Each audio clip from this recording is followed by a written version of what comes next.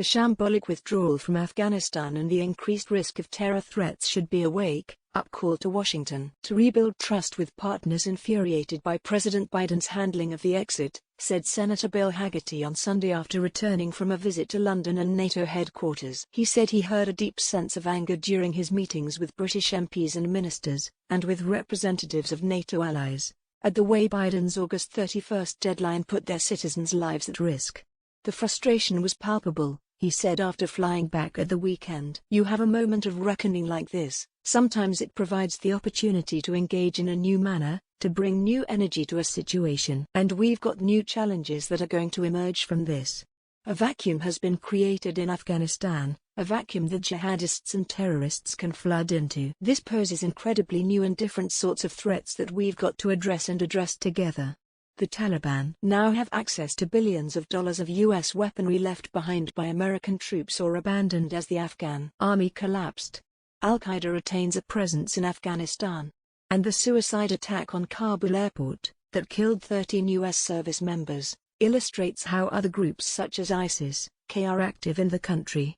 Then there is the broader, global challenge from rivals such as Iran, China, Russia and North Korea, who will draw lessons from watching an American president withdraw troops after years of stalemate in Afghanistan. All of this emboldens our adversaries around the world that question our resolve, said Hagerty. It's never been more important to work with our strategic allies. Those relationships need rebuilding, he said, after hearing how America's partners viewed Biden's handling of the withdrawal. I think that there is an extreme frustration with what they called a calendar-driven, rather than a conditions-driven, exit from Afghanistan, he said. They felt that was folly. And the result was putting their citizens, their allies at risk. He said he promised to use his position on the Senate Foreign Relations Committee to delve into Biden's decision and the handling of the withdrawal. During the trip, he met with NATO ambassadors from Germany, Italy, Turkey, the UK and the US.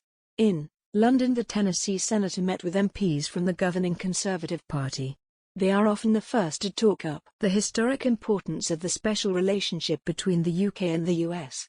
But Hagerty's meetings included Defense Secretary Ben Wallace, who last week offered a very public sense of how Biden's approach had undermined the relationship.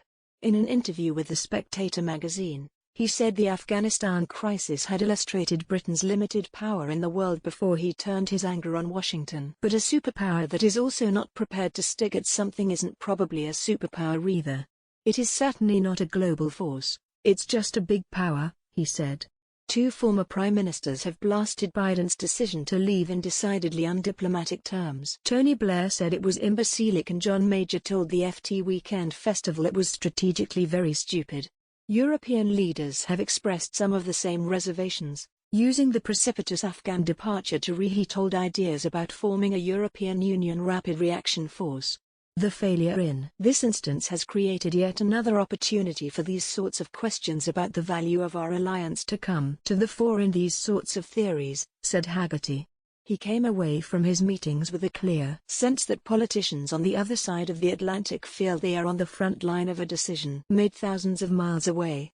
One thing they made very clear to me as well, is that the failed execution on the Afghan withdrawal has created significant domestic political problems for them, he said. And by that, they feel that the threat of terror is much greater for them because of their proximity than it is for us. The result, he added, was a generation of politicians rethinking how they would deal with Washington. We should be a nation in an alliance that keeps their promises, should be one that operates from a position of strength, and we should never let a calendar dictate our policy, he said. We should base it on practical conditions on the ground, and we should be forward-looking in our policies. European leaders, he added, had woken up to Biden's shortcomings as a president after initially welcoming him to the fold. Joe Biden portrayed himself as level-headed, as someone with 4 decades of experience in government, someone who's well-known and trusted by our allies and our foreign leaders, and that he'd be a steady hand in foreign relations, he said. I think the American public and our allies were sold a bill of goods.